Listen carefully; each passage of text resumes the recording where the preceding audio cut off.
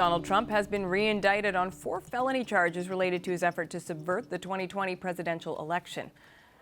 It's an attempt to reignite the case against Trump and follows the Supreme Court ruling last month that found presidents have immunity for their official conduct. Dave Weigel is a politics reporter for Semafor. He joins me in D.C. Hey, Dave, so how strong is this updated case against Trump? Well, it's strong enough to get around what the justices argued when they ruled in Smith's last case.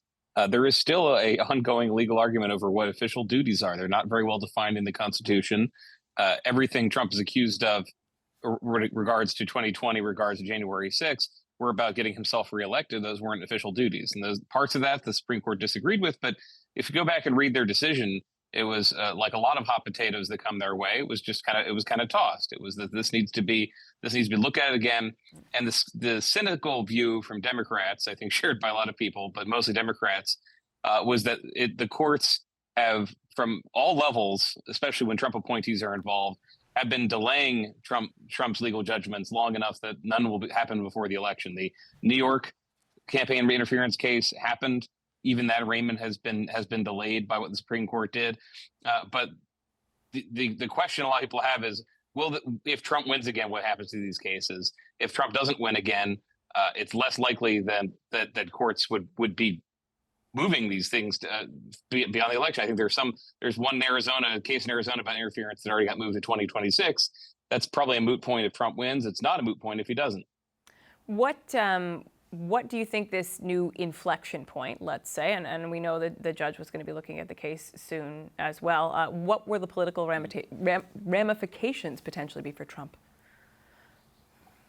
Well, again, none right now, because the timing of this is too close to the election. We're already in a period, although this has been dealt with very friskily in other campaigns, we're already in the zone when courts and political actors, law enforcement, are urged against making judgments that might affect voters. And if you listen to the Trump campaign, they sort of speak with both sides of their mouth on this. One, when he is in legal trouble, it's a reminder that the deep state, capital T, they are out to get him. When he beats a rap, it's that the rap was always fake. And so they have their political response ready to go. And Democrats will highlight, as they have done all year, that this is the first felon running for president, the first candidate facing this many indictments. They have in Kamala Harris a vice president with prosecutorial experience who leans into that. So I don't think this changes the campaign anyway, and it only changes Trump's legal fate.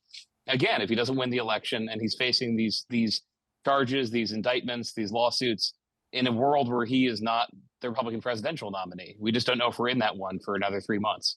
Well, one thing the world has learned is that one thing that can change a campaign is a debate. And Donald Trump will debate Kamala Harris on September 10th. Trump posted on Truth Social saying he reached agreement with the Harris team. This comes a day after Trump said the debate moderator, ABC News, needs to be shut out from the presidential debates. But when I looked at the hostility of that, I said, why am I doing it? Let's do it with another network. I want to do it. You know, I won because of debates. Ask Biden. Both sides are now fighting about whether to keep mics muted when the other one is speaking. What do you make of the back and forth in getting this debate agreed to, Dave?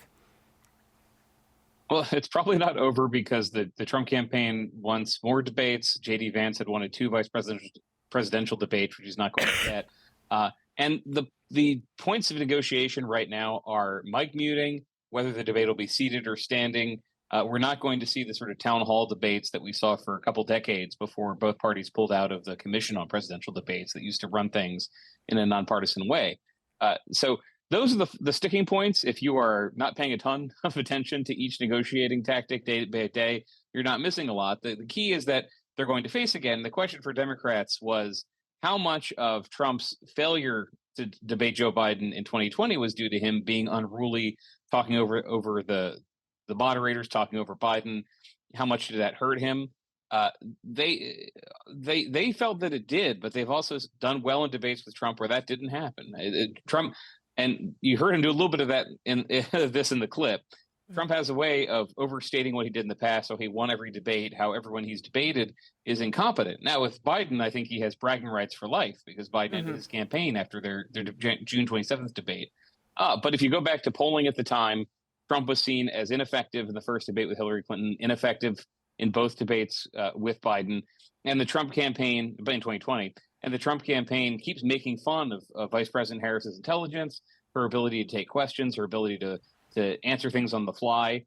So beyond the negotiation, the thing to watch here is how much Trump lowers expectations for Harris, who, whatever Democrats think of her, know that she's going to be better in this format than Biden was. Well, and that raises an interesting question of who the underdog is going into this debate. What would you say? Well, the polling after Labor Day is going to tell us more about this. Right now, to an extent, it is Trump, because he was operating in an environment where he had a huge lead. He had a weak opponent. This is the environment he picked his running mate in, one that some Republicans regret him picking because he's unpopular. Right now, I'd say if you asked Republicans a month ago who's going to win the election, if it was held today, they would say Trump immediately. That was true. Today, they're optimistic, but it's a jump ball. And Trump going into this he's never in 8 years, he's not debated a female opponent. He did with Hillary Clinton. It did not always go well for him. I think he won for other reasons. Coming into this, that's the irony. He is talking, and his campaign is talking as if he's going to be dominant, and that makes him the underdog. That makes it easier for Democrats to come into this debate and surprise people. Kamala Harris is also very interesting in this scenario, though, because on the one hand, certainly the Democrats are using a lot of these old clips where we sort of see her prosecutorial leanings and her ability to put people on the spot. At the same time, as a presidential candidate, we haven't really seen her tested, sit-down interviews or a debate format like this. Tell me a little bit about what you're thinking is about the Harris performance in all of this. Right. We'll see some of Harris on the fly this week. She's going to do a joint interview with Tim Walz and CNN on Thursday. And Republicans have been clamoring for that. Reporters have been asking for that because the Harris image is complicated. This is the candidate who performed very well, again, in the 2020 debate with Mike Pence, very well in interviews that were a little bit lower profile, lower pressure as vice president.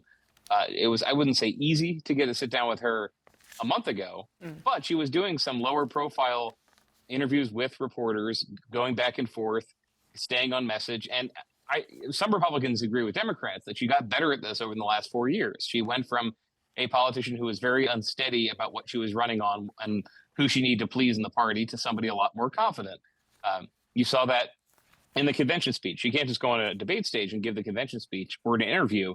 But in 2019, when Harris was making most of her mistakes, it was often because she was trying to be somebody she wasn't. She was running away from her record as a prosecutor in San Francisco. She was endorsing a progressive idea like Medicare for All that she didn't really support. She has been more confident in these settings because she's more confident on the agenda she's running on.